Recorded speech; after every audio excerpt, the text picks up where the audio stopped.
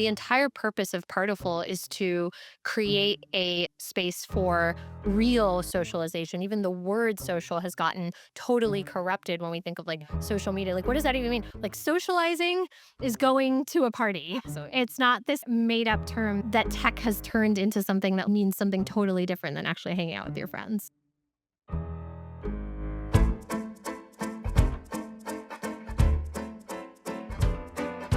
Perkins Coie supports the most innovative entrepreneurs and investors in fast-moving and high-growth sectors, addressing their myriad of legal needs. But the firm doesn't just provide end-to-end legal and business counseling to its startup clients. It also facilitates introductions to key advisors and sources of capital. Perkins Coie's interactive website, Startup Percolator, offers access to programs, resources, and rich dynamic content designed to assist entrepreneurs on their startup journey. To learn more, go to startuppercolator.com and perkinscoie.com. This podcast is brought to you by Mercury, the banking platform businesses like the Room podcast use to simplify their finances. It's time banking did more than hold your money. Now it can. With Mercury, you can pay bills in seconds, close the books faster, and even send invoices. Not only does Mercury do away with a patchwork of tools, it eliminates guesswork, giving you complete and accurate visibility into your business's finances, all from one account. Apply in minutes at mercury.com. Welcome back to the Room podcast, where we bring you into the room where it happens, live from New York Tech Week. This special episode was powered by Mercury, Perkins Coie, Level 10, and JLL. For those who couldn't join us in person, we sat down with Shreya Murthy, a co-founder and CEO of Partiful, the social events platform that took over our calendars. Famously dubbed Eventbrite for hot people with millions of users, Partiful has quietly become the go-to RSVP link for a generation that craves connection, aesthetic, and IRL energy. Since launching just a few years ago, Partiful has exploded, earning reputations across Apple, Google, Fast Company, and so many more publications. I first met Shreya in the early days before she even raised her seed round from Google Ventures and was fortunate enough to get to angel invest. Even then, it was clear she was building something that shifted the consumer social paradigm. Smart, scrappy, and deeply intentional, Shreya is not only a consumer visionary, she's one of the most thoughtful founders we know. What made this event so special was the myriad of ecosystem overlaps, from Partiful being a client at Mercury, to A16Z doing their Series A, to this being New York Tech Week hosted by A16Z. We love to see the Room podcast collaborative community shine in the room, offline and online. All right, now it's time to open the door. Welcome, everyone. My name's Fiona Brophy. I'm a partner at Perkins Coie. I'm in the startup practice there. We're co-hosting this. We've done other events with The Room, which we're thrilled to be a sponsor of. Perkins is a law firm. We have 1,100 lawyers, offices all over the country, including in London and then Asia. And we pride ourselves on working with disruptive companies. We've been around for over 100 years and worked with disruptive companies throughout, including a little known company that you may have heard of before called the Boeing Company, which we helped to incorporate and take public almost 100 years ago. So we feel like rapidly emerging growth companies are in our DNA and have been for a long time. I want to talk a little bit about the Room podcast. It's hosted by Claudia Laurie and Madison McElwain. It's a top technology podcast founded in 2020 with the mission of opening the door to the room where it happens. They were named to the Forbes 30 Under 30 list in media and are ranked in the top 10% of technology podcasts. Claudia and Madison met in San Francisco in 2018 when they were both product managers and have established their careers together as a respective founder and funder. Claudia is the former co-founder of Prive, a subscription billing platform for CPG brands, which was just acquired by Recurly last month. Madison is an angel investor and former partner over DeFi VC seed practice and very recent graduate of Harvard Business School. Congratulations. If you're not already subscribed to the Room podcast, be sure to do so wherever you get your podcasts. And without further ado, I'll bring on Madison and Claudia. Thank you so much. Hi, everyone. Thank you all for being here on a kind of hot first Monday of June. and just taking time for a really exciting week, New York Tech Week.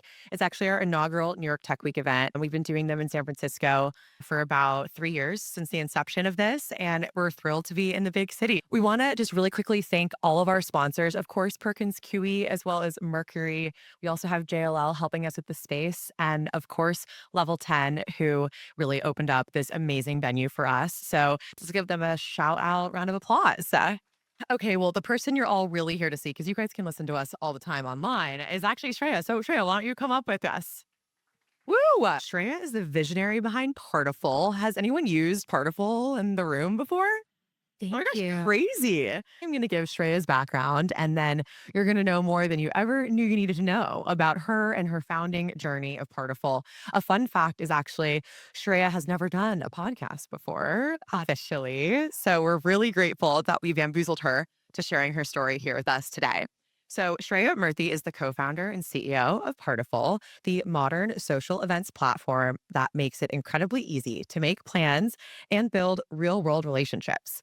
Since launching in 2021, Partiful has scaled to millions of users and earned accolades such as Google's Best App of 2024, Apple's Editor Choice App of the Day, and a Cultural Impact finalist for 2024, as well as Fast Company's Most Innovative Companies for 2025. I think it's safe to say we know it's kind of a verb moment, right? Like you have a partiful, you partiful. And I think growing up, the idea of something becoming a verb was an iconic moment for any founder. And it's so cool to see you passing that chasm, so to speak. Before founding Partiful in early 2020, Shreya had led a number of leadership roles in building enterprise software at high growth startups. So enterprise and consumer don't always go at odds. And she holds a BA from Princeton University and currently lives in Brooklyn with her partner and two cats. All right, let's open the door. If anyone knows, we love to start at the beginning with all of our guests. So, first of all, Shreya, thank you for being here. Thank you so much for having me, both of you. I'm We're excited. thrilled. Okay, so we got some background, but tell us a bit more. Where did you grow up and how has that shaped your view of the world? I grew up in Texas and then moved to Tampa, Florida when I was 12. So my whole upbringing was very centered around small town Texas community. My parents are immigrants from India, and I remember a childhood of just going to Indian parties all the time. Like my parents had tons of friends, and I grew up in like a litter of dozens of other kids who were raised in part of that same community. And then when I moved to Florida, I was entering my teenage years. And Florida is a beautiful place, but where I grew up was definitely suburbs, boring suburbs, big box stores. And I definitely felt creatively limited there. So when I came to New York for the first time, when I came to the Northeast, I was just like, oh, this is who I am. These are my people. So it was challenging from that perspective to feel the soul crushingness of the burbs, but really happy with where I ended up. Yeah, your outfit's like a little bit Texas meets Burbs meets New York. This is checking out. In this vein of early identity, did you always think you were going to become a founder? I never thought I was going to become a founder. Okay. And I think there was an alternate universe where I could have been completely happy just working a random corporate job and being that person for the rest of my life. I had people I knew who always wanted to be founders, and I always thought like I could never do that. Absolutely. I think it catches some people early on, and we get this answer like half half. I was always going to become a founder, or just like you, maybe it wasn't on the vision board. So, we mentioned you studied politics at Princeton. Tell us a bit more about how going from that undergrad experience either sparked your curiosity about entrepreneurship or did it, and that transition from Princeton to the real world. Yeah. In high school, my favorite subject was physics, and I thought I wanted to be a mechanical engineer or an aerospace engineer. And so when I applied to college, I applied as an engineer. And when I chose Princeton and I got there, I realized two things pretty quickly. So the first was that Princeton's engineering program was very theoretical. So I wasn't going to get to do machine shop my freshman year. I was going to be doing a bunch of problem sets, and that was way less exciting than actually feeling like I was building something. And then I had been such a good kid, straight A student in high school, and then I got to college and I discovered partying. And then I realized that the grueling demands of a hardcore engineering degree, taking these super intense quantitative classes was really going to be at odds with my partying priorities. And so I chose partying. Oh, wow, I think that was you playing the long game, honestly. I dropped the mechanical engineering major, and it was risky because with engineering, it felt like a very safe degree. Like I knew I could get a job, but I took a leap of faith and was like, I want to just try learning for its own sake. So, what was I interested in?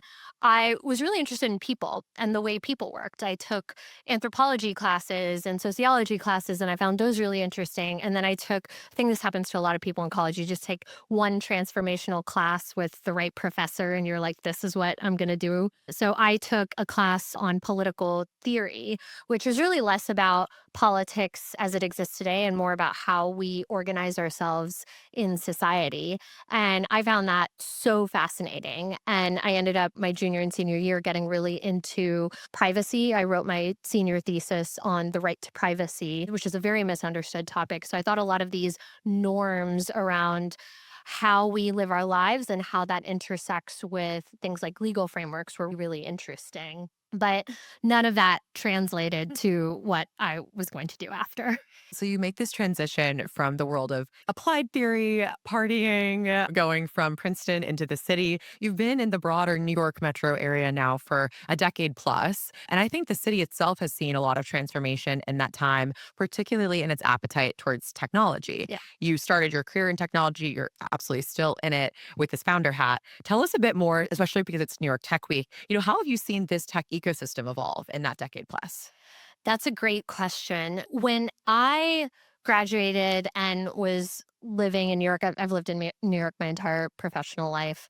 I'm aging myself with this, but tech was not a huge thing. Like everyone from my school went into finance and consulting, and I stumbled into discovering software. And what I really loved about it was it felt like this space where I could turn back on that engineering brain of mine and be creative again. I think people don't give software development enough credit for how creative of a space it can be. But when I first tried pitching Partiful to investors, for example, most of the New York tech ecosystem at that time was focused on ad tech and marketing tech on the software side. And if you were in consumer, the entire focus was D2C. And so if you said that you were building a consumer product, you got put into this bucket of D2C. People are like, are you like Harry's? Are you like Casper? And what I was doing didn't fit into either of those boxes. So I ended up needing to go out to the West Coast to raise because at the time, no one in New York really understood what Partiful was. And what's cool to see, especially with the kickoff of this tech week, is just how much that's changed and how vibrant and diverse the New York tech ecosystem is now. Before we dive a little bit deeper into your fundraising journey, let's talk about the early days of Partiful. You have this incredibly interesting background, incredibly interesting early career, and everyone here knows what Partiful is. Everyone's used it, it needs no introduction. But if you had to tell the audience, what was the initial idea behind Partiful? What was the aha moment? Walk us through that early journey.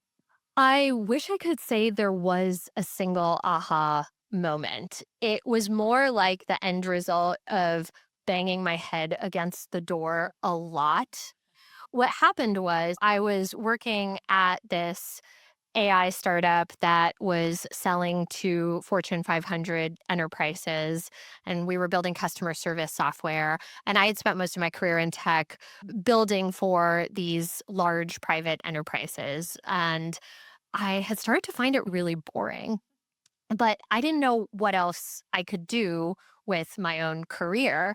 And I made a list of all of the things that I wanted out of a job. So I wanted to work in an industry I found really meaningful. I wanted to work on a product I believed in. I wanted to work with a group of people I really respected.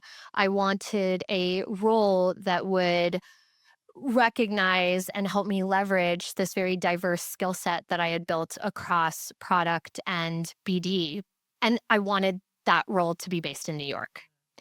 And I could find companies that checked most of those boxes except the last one. And when I realized how important those things were to me, when I realized how important it was to me to be building something I truly believed in and on a mission that I actually cared about, which wasn't how do we make these corporations more efficient, the only option was going to be creating it myself. So I stumbled into entrepreneurship almost as a process of elimination. And the mission that I was really passionate about was solving the problem of social isolation. This was in the time after big critical world events, things like the 2016 election, which I think showed how social media could be not just this happy go lucky force for good that connected all of us, but I think it was one of the first times that we really saw ways that social media could be really toxic and drive really toxic narratives and lead us to not get closer to one another, but distrust one another. And I thought that the most important thing I could do to address that problem would be to make it easier to cultivate community in the real world. Because what I had found for myself was that the conversations that I had offline, the conversations that I had in private, the conversations that I had when I could look someone in the eye and get a read of their tone and their body language and just have so much of a richer textured conversation that left room for one of us to stumble, to be wrong, to clarify what we meant, to correct ourselves.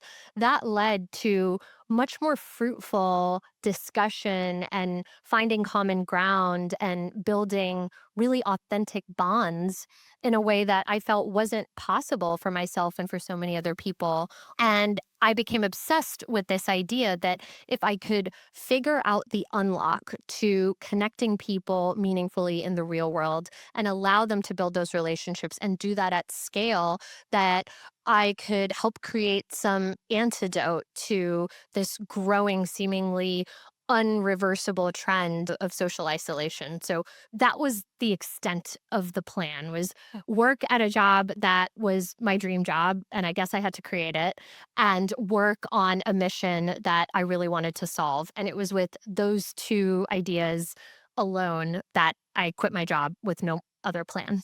I love that anecdote. And I love the passion that you have for the space that you're building in. I think there's a lot of founders that start a company because they want to become a founder and then they figure out what to build. But you knew that this was a systemic problem that could become a really big business and you just went for it. On the topic of social isolation, building a company takes a village and often takes a co founder. So tell us a little bit about your co founder, Joy. How did you meet and how did you cultivate trust and know that she was the right person to build Partiful with? I got really lucky with joy, and I get lucky with joy every single day. And it started at the beginning. So we met in the way that I think most people make so many meaningful relationships, which is we met through mutual friends. So we had a mutual friend who introduced us, and that really helped because she could vouch for both of us. And we both trusted her a lot when she said, okay, this person's cool. And as I got to know Joy, there were a couple of things that stood out to me. One was that she was an exceptional engineer, clearly one of the best in the world at what she did. The other was that she cared a lot about building a certain kind of company, a company that shared the same values that I held. We were really committed to building a diverse company, building a company that cared for the well being of our employees, building a company that didn't have the kind of toxic startup culture that we saw with so many of the companies around us. And so I knew she was talented. I knew she really cared. And I knew that, like me, she wanted to be on this journey for the next decade plus. So we did the whole co-founder dating thing. Like you can find these 50 question surveys online where you can like fill out and see if your answers match up. And so we did some of that. The one area where I think there was an open question was we both, you fill out this little matrix, which is what are you good at and what do you like doing? And you want all those things to be complementary. You don't want people stepping on each other's toes too much.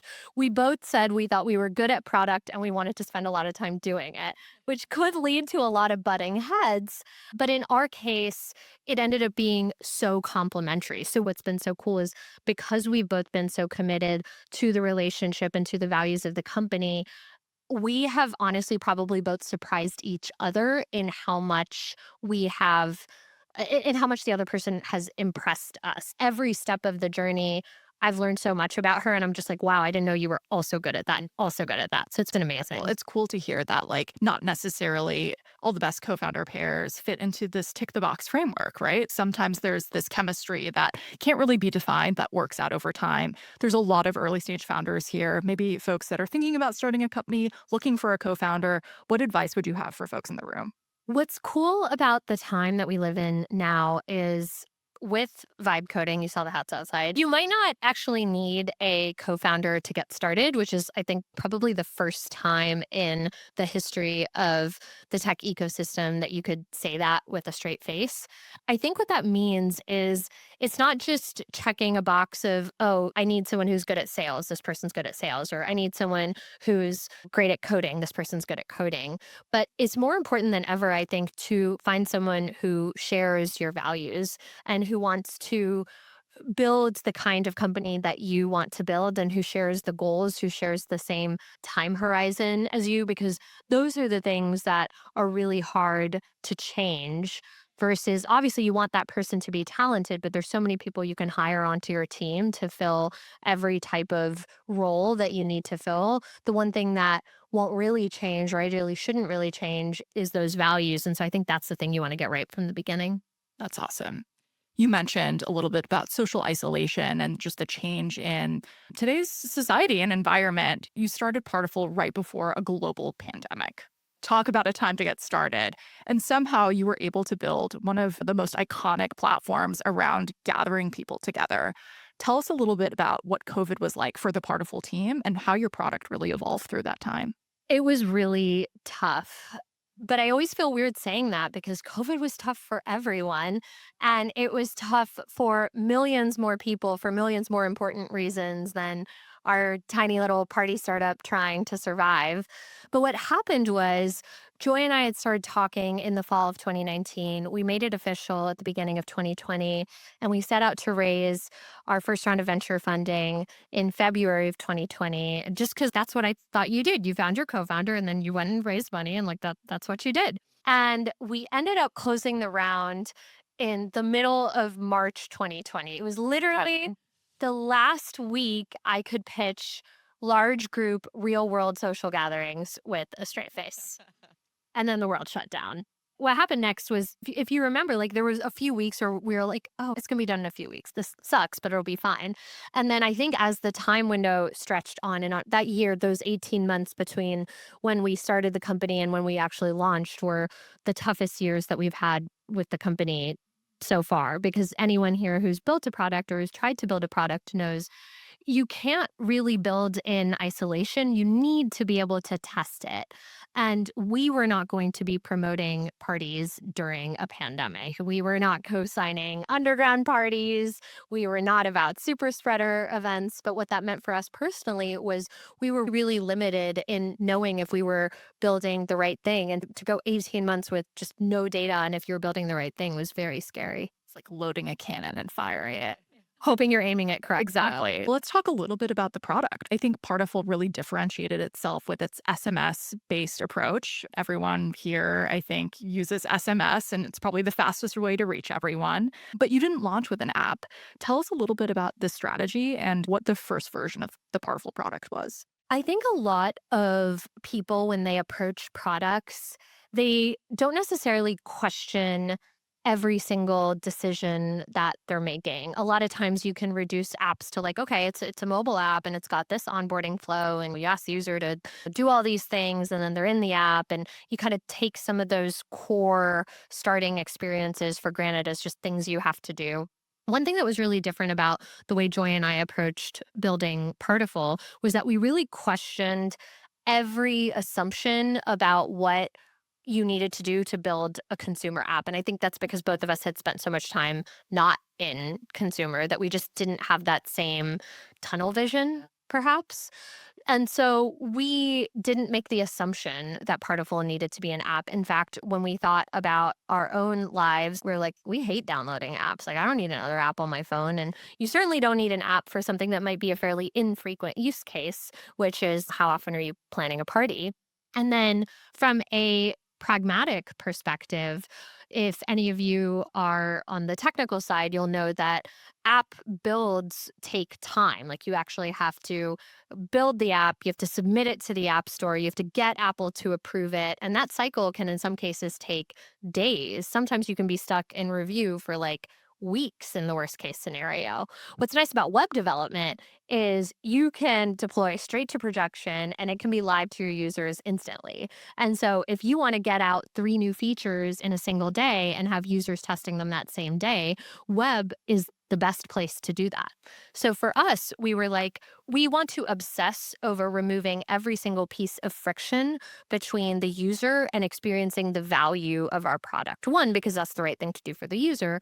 Two, because that's how we're going to learn the fastest. And so downloading an app is frictional. Signing in before you get to play around with the product is frictional. And so everything that we could do to strip away that friction while allowing ourselves to go faster, we invested in. I have a few founder friends that are building in the consumer space. And I think the most common thing they're coming up against is when is the right time to launch? Because it's not like B2B where you launch something, you get some feedback, and you close another customer, and it's this highly iterative process. There's something scary about launching a consumer product to the public. What metrics did you orient yourself around to know that this is ready? We're ready to not only launch a beta, but we're also ready to build an app. The app decision came much later. The app decision came once users were literally begging us Love it. for an app, and which was a great signal because it was a huge pain in the ass to build the app. We had to like rebuild everything and then like rebuild it again. It's a big journey to go on, especially the more you've built on web and then need to get to feature parity with the app. But in the early days, the luxury of being at the very start of your journey is that no one cares. And no one cares can sound demotivating, but no one cares should be super, super motivating because if you launch and it's bad, it's fine. No one cares. And it's probably bad. Like the first version of Partiful was bad. We made lots of very bad decisions in the beginning, but it's great if you can learn that it's bad from one user or 10 users as opposed to it being bad for millions of users. And so I think the biggest unlock in the early days was just being unafraid for it to be bad, being unafraid to show it to anyone. We were so grateful for anyone who would just use Particle at all. We were like, oh my gosh, thank you. And so it started with just a handful of people using it. And by the time it was good enough, we had a few more people using it. And then we were fortunate to see it just take off from there. Yeah, I think we resonate with the put out like your first pancake and don't care too much. I think our first season of the Room podcast probably constitutes. We should delink that. Yeah, we could delink that. A lot of people had trust in us early on, and you've built now what is an incredible product and experience, of course, all of which we use today. And to do so, you've raised millions of dollars. So congratulations on Thank you. multiple rounds of funding that have been led like the likes of Andreessen. So shout out A16Z for the Tech Week, GB and Initialize. But tell us, who was the first person who said yes to investing in you? It's one of my mentors. His name is John Redgrave. And he said yes to me before I even really fully knew what I was doing or that I was starting a company. I think I like called him crying in the fall of 2018 and I told him like all of the things that I had hated about my work experience to date. And it was just more of a rant. And I was like, yeah, I think I want to start a company and just do all these things differently. And very gently, he was like, I don't think that's a good reason to start a company. He was someone who had built a successful company of his own and went on to, he sold his first company to Apple, he sold his next company to Discord. And he was is still an expert in trust and safety online. His mission is to make the internet safer for people. And so what was great about him was he took my rantings and ramblings and saw within that the kernel of a drive, and it was a very blind drive to go do this thing even though it was completely irrational, and nurtured that until it turned into what became a company. Well, Madison, you were also an early yes. You were an angel investor in Partiful. So you two go way back. I'd love to just flip the script to you, Madison. As an angel investor, what made Partiful and Shreya so compelling at the seed? I got very lucky to have been sent my first Partiful in October of 2021 for a tech event that I was going to out in San Francisco. That's a flex. Yeah, thank you very much. I was like a very small women investor event of which we all had been vaccinated and tested and all the things. And I was like, this is the most seamless experience I've ever had, to your point about product design. And I'd been a product manager and felt like, wow, this is how I want to invite people to parties. Who is this founder? I was an early stage investor at the time, so that was my day job. And so I like looked you up, had some mutual friends, and we got connected through this mutual friend, Christine Hong. So shout out to you. But I happened to be in New York the next week, and I was just blown away by your fashion sense. Also, the level of thoughtfulness, which is, of course, coming through today, and your vision for how social friendships can transcend both offline and online, which as the Gen Z cusper was something I had been thinking a lot about just from a personal thesis perspective. And then, of course, also investing. And Partiful does this so seamlessly. I'd also launched SMS at Gap and thought SMS had a moment. And I really believe still today that one of the most powerful features of Partiful is the virality and the way that it can be in all of our pockets all the time. And so honestly, I owe you a thanks because A, she let me angel invest, which was huge. And also, I think meeting you was one of the first times I had conviction in a product and a person that I knew was uniquely for our generation. And that doesn't come along every day. No. When I met you, Madison, I was like, I will fight tooth and nail to create allocation for this powerhouse woman who just clearly, when you see a vision, you really chase it. And I think that was so special. And I saw you doing that with us. And for anyone who's raising or thinking about raising, the people you want are the true believers. And Madison is one. Thank you, Shreya. That's very kind of you. I'm lucky to have invested in you and Claudia. I think Shreya embodied what I think is my favorite headline about Partiful early on, which was Eventbrite for hot people. I think also I was like, yeah, that's exactly what this product is like. And they nailed it. Okay, well, it's clear that you're on a rocket ship. For those who don't know, today Partiful has over 2 million users just in 2025 alone, and it's only June.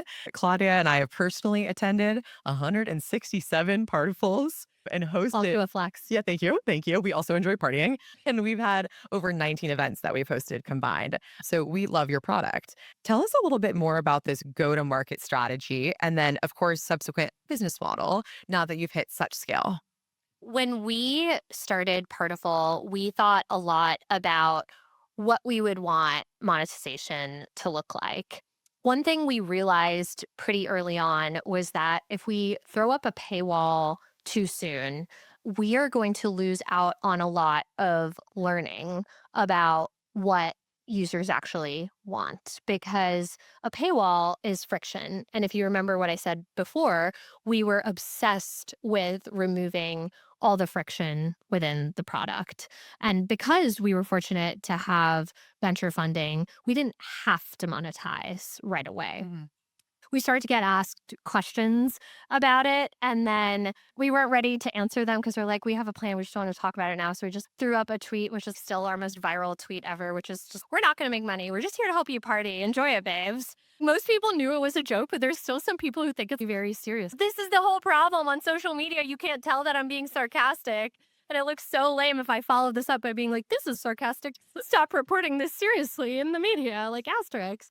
But we were always just like, how do we do this in a way that doesn't create friction, which encumbers the core product experience? Because that also doesn't really serve our mission. We want to make it frictionless together. And we don't think that you should have to pay just to like hang out with your friends. So what we did think about was what are all the problems with planning events that do require spending money? And how can we solve those problems? And if we do solve those problems and you're already in the mindset of spending money, then maybe we can facilitate those transactions and take a cut of that. So we actually just launched the first plank of that, which is a partnership with Instacart on a new app of theirs. It's an app that helps you order drinks and snacks delivered to an event. It's called Fizz. And we've integrated it within Partiful. So now when you create a Partiful, you'll see an option to start a group order. What you can do is create a shared group cart for you and all of the guests of your event. What's nice about it is you can order drinks and snacks and supplies for a party, but everyone only pays for what they add. So you don't have to deal with any of the annoying cost splitting, post event Venmoing. If someone really wants, one brand of tequila, they can order that. If someone else really wants like turtle chips, they can order that. If someone only wants to pay for their $5 turtle chips, that's fine. Guests don't pay any delivery fee. The host only pays a flat $5 delivery fee, no matter how big the order is. So we were like, this is awesome. This is something we would actually use for our party because I'm always that person who last minute is like, shoot, I forgot the tequila. We only have gin, or I forgot ice. And like now someone has to run and go find ice. And so it solved a problem that I personally had with planning events, which is just dealing with the last minute, getting all the supplies you need. And so now that's integrated into Partiful, and that's a way that we make money. And it's the start of this broader journey that we're on to just facilitate so much of the party planning process and save you time and money in doing that and allow us to monetize that way. I think of you a bit as the venture capitalist whisperer. When we first met, I was blown away. And you start to see enough startup pitches that it gets harder to blow you away. And I truly was. And you've managed to do this so well. But one of the biggest things VCs like is revenue. So, how have you managed to have these conversations so thoughtfully and owning the vision of what Partiful is going to become with your VCs? Like tips for a founder who's navigating the when do we start turning on monetization question? It really depends on the company. In our case, one of the things that we got really lucky with, I mean, there are many apps that took a long time to monetize, like social media companies. And for us, because we had been on this venture path, the most important thing is not necessarily monetization, it was growth. If you build something, and the mission that we were on was to build something that could touch the lives of, in theory, everyone in the world. We believe everyone should have a thriving social life. We believe everyone should have a really easy way to get together with their friends and meet new people and make more friends. And if the TAM of your business is everyone, then people can see how Partiful affects their lives personally. If you extrapolate that out, that is just such a huge market that it's much easier to underwrite a venture scale return when that is your market. Well, we've talked on a lot of different growth metrics, especially on the user front. But what's always impressed me is how you've done this with such a small team. The small team meme is very much in the press today, but not so much when you were getting started. So tell us a little bit more about how you thought about scaling your team inside of Partiful. We were obsessively lean because we had this not fear based mentality, but we never knew which day was going to be our last. I was terrified of having to lay off people or prematurely scaling. I had heard and seen all these horror stories about building up too big of a team only to then have to draw that down. And those are people's lives that you're impacting. And if you think back to one of our core values was how do we build a company where we really take care of our teammates and create a safe place where all employees of Partiful can really thrive. It's hard to do that if you're hyperscaling to a bloated organization and have to lay people off. That's not thriving. We thought about how big can we actually scale this while being super rigorous about the decisions we make, which also had the side benefit of limiting the product's bloat because the more people you have, the more you will feel like you have to build. If you have a very lean team, like when we raised our Series A, we had 7 people on the team. Like we physically could not build that much, but that kept the product remarkably simple.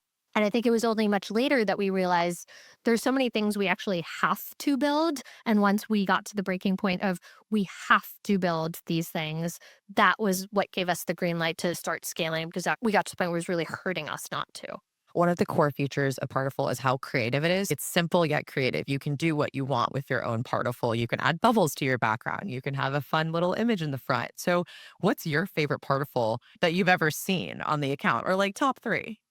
Oh, that is a great It question. wasn't in the prepared one. Sorry, I just had the thought. No, yeah. I have to give a shout out to my friend Chloe, who this past weekend did this. It's like a CrossFit, but it's also a marathon. It's called like High Rocks or something. Or if people are nodding. Okay. I have no idea. It sounded very scary. And I like tuned out once I started hearing it's like a relay race where you do CrossFit and you have a partner that you do it with. And she's like a very dainty New England lady, and she dropped this particle that was the fire cannons on either side, and it just looked like the most aggressively masculine, broy particle I had ever seen.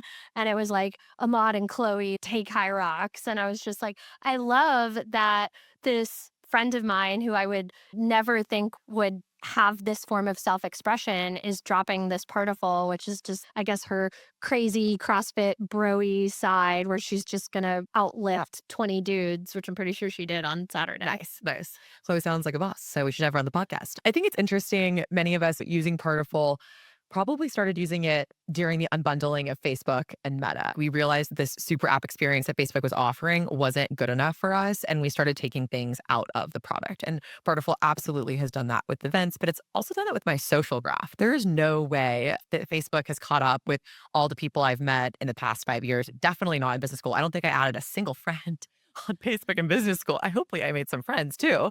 So I guess taking a step back, how have you guys thought about building into that social graph network, which is a very hard data and product problem? What's interesting is if you look at what Facebook did with their social graph, they used it to serve up entertainment.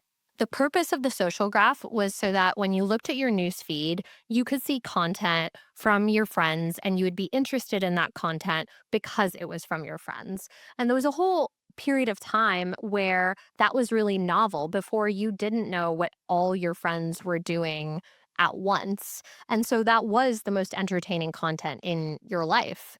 What we realized collectively with the rise of TikTok, and prior to that, Meta realized with Instagram, was like, actually, your friends are boring from the perspective of like, they're not professional content creators. And so with Instagram, what we saw is actually your core friend graph is not the best vehicle for serving you the most entertaining content.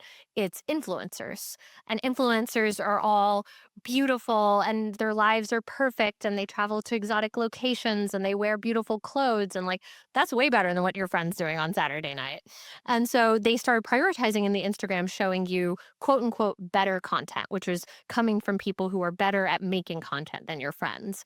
And what we all saw with TikTok was that turns out they don't even necessarily need to be influencers. They can just be random people who are funny or silly or smart who can create a short video that captures your attention, and actually just democratizing content creation and not even using a social graph, but serving you content from anyone, anywhere in the world is actually an even better form of serving you entertainment.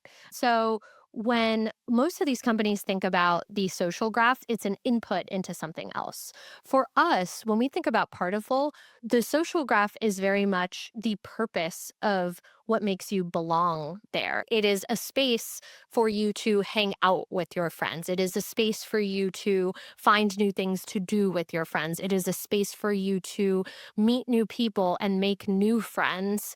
And we've intentionally designed so much of Partiful to facilitate those friendships. And so for us, we're not using that graph to do something else, to create some other form of entertainment so that we can serve you ads. We're creating it so that your social graph just has a home and so that you can foster more of those friendships in real life. Like the reason that we have this data is so that we can help you find friends of friends, find more people to invite to parties or to go to their parties so that you can build more of these relationships, because we think that the way that you build friendships most successfully is not by meeting total strangers, is not by finding people with common interests. It's through friends of friends. And so the entire purpose of Partiful is to create a space for real socialization. Even the word social has gotten totally corrupted when we think of like social media. Like, what does that even mean? Like, socializing is going to a party. So it's not this made up term that tech has turned into something that means something totally different than actually hanging out with your friends. The number of times where I've met someone at an event or party and wanted to follow up with them or just know who they were, I always go to Partiful to search through the list and be like, oh, that's that That's person. awesome. Exactly. That way. I love that. Well, we spoke a little bit about the past. Let's talk a little bit about the future, not just for Partiful, but for the sector overall. Tell us, what is your take on consumer as a sector for growth and opportunity, especially in context of AI and all that 2025 has to bring? What's interesting about consumer is there's only really four consumer businesses. People are very simple. We don't have that many needs. We want to make money. We want to get laid. We want to be entertained. We want to eat when we're hungry. And most apps will check one of those boxes. And so the biggest consumer companies are all entertainment companies, whether that's Meta, whether that's ByteDance, whether that's something like Netflix or YouTube. They're all competing for the same eyeballs. They're all competing to entertain you. What's interesting to see totally from the sidelines, because Partiful is not doing any of this, but I'm seeing a lot of interesting attempts to use AI to create new forms of entertainment. Like, what if you could have a world that was totally customized to your favorite fantasy novels or your favorite video games? It's the same reason open world video games can be so compelling. What if you could just pretend that you exist in this other world and live that fantasy? So I'm curious to see if AI can create really novel forms of entertainment in that way. And then the other space is more on the consumer utility side. How can we make things better, faster, and cheaper so that people can more easily do those things that they want to do, whether it's get somewhere faster or get their food faster or get laid? I love that. A few minutes ago, you mentioned direct to consumer was what investors thought was consumer a few years ago. I think that's very much not the case anymore. I think we've seen this rise and fall of D2C. And so, for folks that are building in the consumer space, fundraising, there's a lot of new discipline around how investors are thinking about consumer.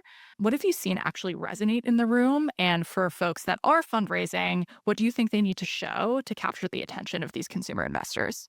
What I've found is it's easier than ever now to create new product experiences. And so the first thing I would say is if you're raising your first round of funding, challenge yourself to see if you actually need it, because the economics for you personally can, in many cases, work way better if you don't need it.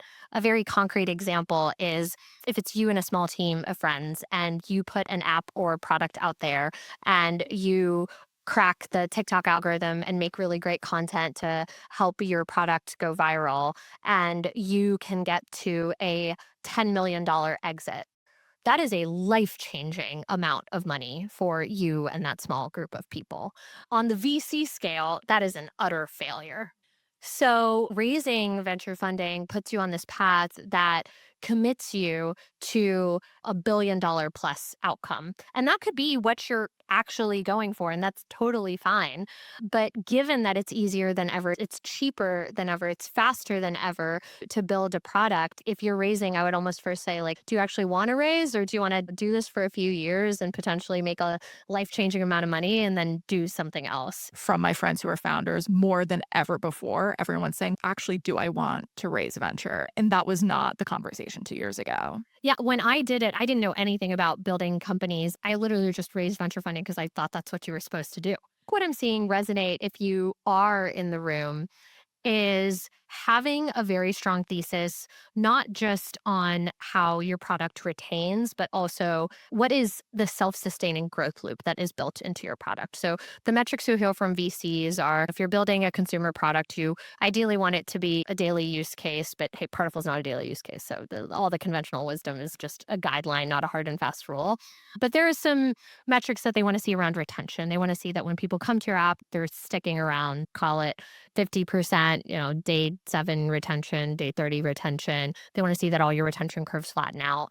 But now we've actually seen a lot more products hit that retention threshold. So I think what's starting to change now is how can you tell not just that retention story, but also a growth story as well? And ideally, there's some aspect of your product that creates a self-sustaining growth loop within it. So for Partiful, that's sharing invites with people. In fact, the only way to use Partiful is to share it with friends, which is a growth loop we didn't think that much about in the early days, but now we're very grateful for. So I would make sure that not only do you have really strong retention, which can take a lot of time, but also that you can demonstrate how your product will grow by virtue of people using it versus solely relying on on an external channel like ads or TikTok content or whatever it is, because then you're kind of at the mercy of whatever that channel or algorithm changes. And, if the algorithm changes one day and all of a sudden your growth is wiped out, that's not great. And so the more you can own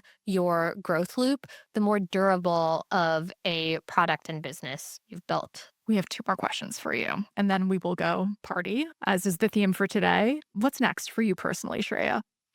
I'm a lot older than when I started Partiful. When I started Partiful, I was like a degenerate partier in my 20s. And now that I've entered my 30s, I'm seeing a lot of my friends get married. I'm starting to see some of my friends have kids. And I'm thinking a lot about how do I make Partiful relevant for people in that stage of their life? Because when I was single and in my 20s, I had a lot more free time and I was able to go out of town. And I also just had way more energy to be out late every single night.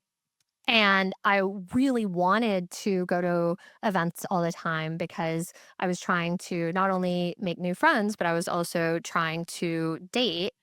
And I met my partner at a party. Let's go. So now what's interesting is I'm not sure if other people see this in their own lives, but when people start to like couple up and then some people go into their holes or they only hang out with their SO and they form these really tiny nuclear bubbles where you're like, why don't I see you anymore? And it's like, oh, it's because you're partnered up or you got married. So I'm thinking about how do we create community at that stage of our lives? I have friends who are talking about no one can afford to buy a house anymore, but it's like, what if we all go in on a house together? How do we create a friend group village? How do we raise our kids in a community where we all can be around each other all the time? So instead of me trying to figure out date night and babysitting by myself, it's just, oh, whose house are the 6 kids hanging out at tonight? Let's just throw them there and two people can go on a date night. So I'm really interested in how do you build community at that new stage of your life and make sure that as you enter a stage where you have more responsibilities, things like marriage and kids, you can continue to prioritize your friendships during that stage of your life because most people by default as they have less time, like it's no one's fault, they can just easily start to become less and less of a priority or become something that you have less time for. And so how can I personally, and how I think about this in the context of Partiful, use these tools that we have to make it so much easier to find time to see those people and build that engine of friendship into every stage of our lives. Well, we're so excited to see what's coming up on the roadmap to touch on that theme. And we'd love to now ask you our final and hero question of the Room podcast. Who is a woman that has inspired you and has really impacted your career? I was thinking a lot about this question. It made me reflect on something deep, which is that when I think of so much of my professional life before Partiful, all of my bosses were men. All of my mentors were men. I simply didn't know that many women who I could look up to. And I mean, there would be women from a distance who I consider role models, but no one who I worked with personally. And when I started building Partiful, that was one of the things I set out to change, having an all women founding team, hiring so many incredible women into our company early on. And so when I reflect on that question, actually what comes to mind is this is not cheating, but I do think about the incredible female investors that I have on my cap table. So I think of Madison. I think of another one of my investors, Ika Ho, Jen Wolf, who led our seed round at Initialize, Laura Chow, who I just spoke to earlier today, and so many of these brilliant women who are incredible investors in their own rights and also see so much of the heart and emotion and creativity and value that we are trying to build into Partiful and appreciate and support that, not just on a personal level, but also because it's great business. Well, thank you so much for sharing that. And thank you for joining us in the room in person today. Actually, in a room. Actually, in the room. It's been such a pleasure to hear your story. And we're so excited to now kick off the rest of the evening, which will be a bit of a kind of happy hour mixer just outside of the door. And a huge thank you to our sponsors, partners, Perkins, Mercury, JLL, Level 10, all of the above, and Partiful, of course. This has been a great way to kick off New York Tech Week. Thank you both. And thank you all for being here. Thank you so much for joining us at the Room podcast. If you want more from The Room every week, subscribe to our newsletter at theroompodcast.com/newsletter. We'll be back next week with a new episode, an inspirational guest, Tuesday, 10 a.m. Eastern, 7 a.m. Pacific. See you in the room. Perkins Coie supports the most innovative entrepreneurs and investors in fast-moving and high-growth sectors, addressing their myriad of legal needs. But the firm doesn't just provide end-to-end legal and business counseling to its startup clients. It also facilitates introductions to key advisors and sources of capital. Perkins Coie's interactive website, Startup Percolator, offers access to programs, resources, and rich dynamic content designed to assist entrepreneurs on their startup journey. To learn more, go to startuppercolator.com and Perkins Coie, COIE.com.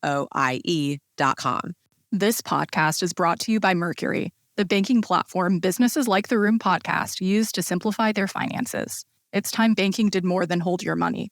Now it can. With Mercury, you can pay bills in seconds, close the books faster, and even send invoices. Not only does Mercury do away with a patchwork of tools, it eliminates guesswork, giving you complete and accurate visibility into your business's finances, all from one account. Apply in minutes at mercury.com.